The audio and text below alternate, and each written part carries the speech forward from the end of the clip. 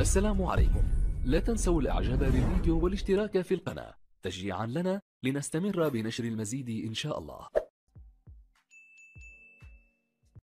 متتبعي ومتتبعات قناة فيزا انفو، مرحبا بكم مرة أخرى على القناة على اليوتيوب وكذلك الفيسبوك. شكرا على الدعم ديالكم، شكرا على البارطاج ديالكم، وشكرا كذلك على التعليقات الجميلة اللي كديروا لنا دائما في القناة، واخا أننا ناقصين شوية من التواصل معكم، وهذا راجع لعدة التزامات مهنية أخرى، وكنديروا بهذا الشيء ديال التأشيرات كنديروه كواحد 30 و 20% باش كنتواصلوا معكم. لهذا ما كتلقاوش واحد التواصل 100% في التواصل الاجتماعي بطبيعة الحال، في الميسنجر، الصفحة ديالنا الفيسبوك كذلك مرة كندخلوا كنجاوبوا على الإخوان، وكذلك في قناة فيزا انفو كنجاوبوا على الإخوان قدر المستطاع. إلا كانوا الأسئلات كيتعاودوا كنفضل على هاد الإخوان اللي كيسولوا أنهم يدخلوا للقناة وغادي يلقاو الجواب ديالهم اللي كيبحثوا عليه.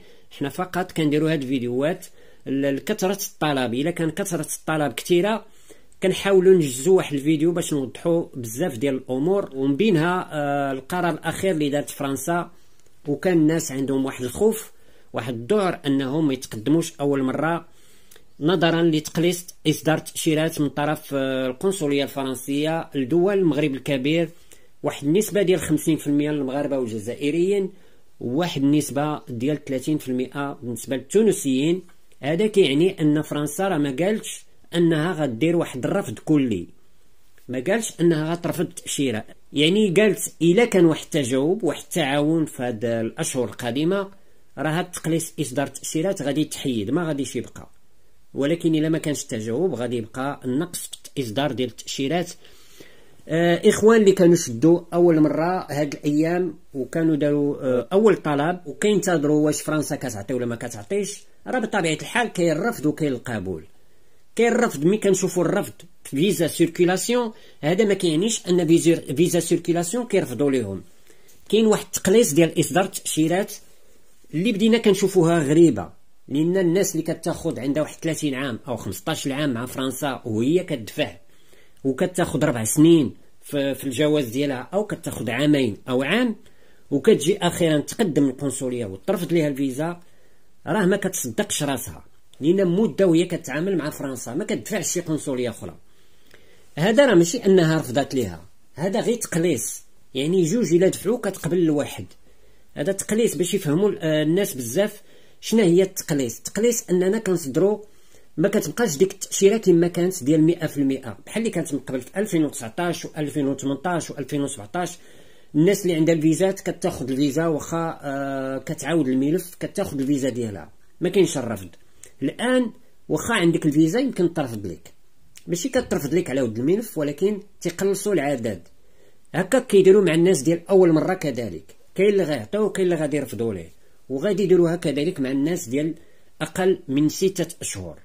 ومن بعد الا كان واحد التجاوب بين فرنسا وبين هاد الدول الثلاث راه غتحيد هاد المساله ديال تقليص اصدار التاشيرات.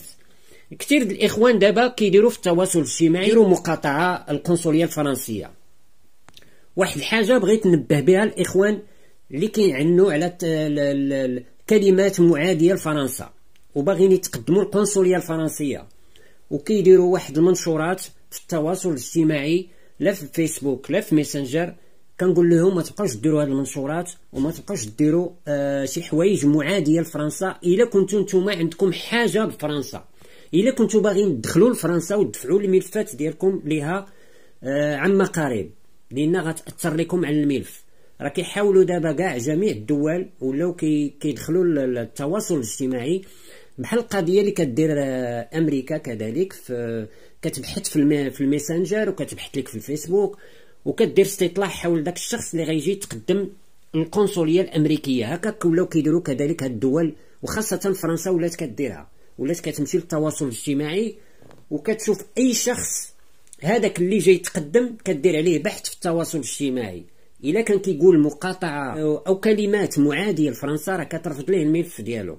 لهذا انا عندي غرض فرنسا نحيد عليا هاد المنشورات وما نديرهمش. الا كنت ما غنتقدمش لهاد الدوله راك انت حر، قول شنو ما بغيتي، ما حدك انك ما مشيتيش لعندهم. كيتقدموا وبغاو يغيروا، مثلا عندهم الفيزا ديال فرنسا او غيتقدموا اول مره فرنسا ولغاو الموعد ديالهم مع فرنسا، وتيقول لك خصنا نمشيو ندفعوا اسبانيا، مادامت اسبانيا كتعطي الفيزا نمشيو ندفعوا في اسبانيا، او الا حلوا القنصليات الاخرين نمشيو نتقدموا ليهم، نتقدموا للبرتغال.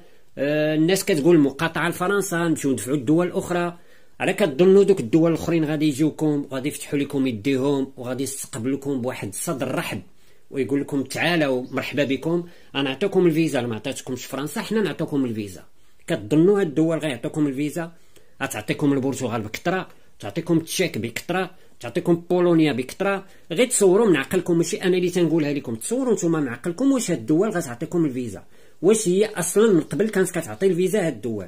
نحيدوا غير اسبانيا ما نهضروش عليها، ونحيدوا شويه ايطاليا، وشوفوا الدول الاخرين كيفاش كانوا كيتعاملوا معكم الفيزا قبل ما يكون هذا القرار اللي صدرته فرنسا.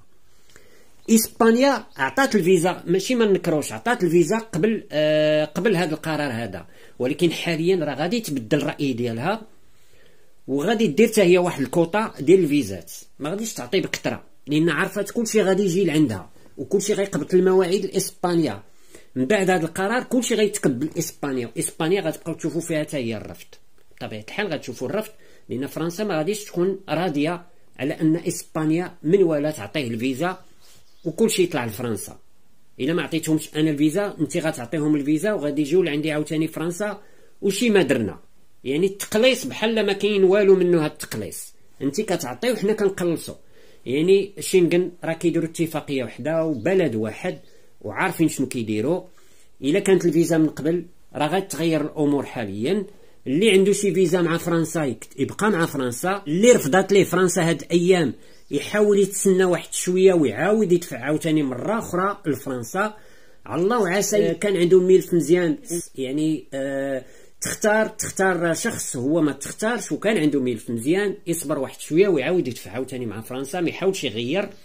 تغيير غادي ياثر لكم على الملف ديالكم، ما تحاولوش تبقاو تغيروا بزاف. اللي خدا مع فرنسا يكمل مع فرنسا، اللي رفضت ليه فرنسا يعاود مع فرنسا. لا الناس اللي كانت عندهم تاشيره ورفضت ليهم، ولا الناس اللي دفعوا اول طلب، ولا الناس كذلك اللي عندهم فيزا مرور ورفضت لهم هاد الايام. الناس اللي كانت عندهم عام وعامين في الدار البيضاء، في الرباط، في طنجه، في اي مدينه، في فاس، في وجده، رفضت لهم فيزا سيركيلاسيون، يحاولوا يصبروا واحد شويه، واحد الشهر او شهرين او 3 شهور بيضمن الحاله وبيضمن الا كان شي اجتماع مرتقب ان شاء الله ويفكوا هذا المشكل هذا ديال تقليص التاشيرات اللي ما غاديش يطول. حضيوها في بالكم، ما غاديش يطول هذا المشكل لان فرنسا عندها حاجه بالمغرب بسرعه. ان شاء الله في هذه الاشهر القادمه المشكل غادي يتحل ان شاء الله وغترجع الامور كما كانت. وديك الساعه عاودوا دفعوا الا كانوا رفضوا لكم، وإلا كنتوا خديتوا الفيزا كملوا معاهم. والناس اللي بغات تغير هذيك الحريه ديالها بغات تمشي لاسبانيا، غير باش نقول لكم اسبانيا غادي تبقى في الامور ديالها عاديه، غير التاشيره غتنقص حتى هي شويه، ما غتبقاش ديك التاشيره اللي كنا كنشوفوا مع اسبانيا من قبل نظرا لهذا القرار الاخير. وان شاء الله الا تفك هذا المشكل هذا الامور غترجع مع القنصليات كاملين اللي غيتفتحوا، وغادي يكون الاختيار ديك الساعه اوسع. كان هذا فقط واحد نظره خفيفه حول الاجراءات اللي كانت حاليا هاد الايام. راه كانت الفيزا ديال اول مره وكان رفض كذلك، وكان رفض كذلك ديال الفيزا سيركيلاسيون اللي كان غريب على الاخوان. تلقاو هذا الخبر غريب انهم فيزا سيركيلاسيون كترفض لهم، شيء لا ما كيتقبلوش العقل. كنقول لهاد الاخوان واحد شويه تصبروا وعاودوا دفعوا عاوتاني، ما تحاولوش تغيروا تبقاو تغيروا بزاف القنصليات. نتمنى لكم خير والى اللقاء، فرصه قادمه بحول الله.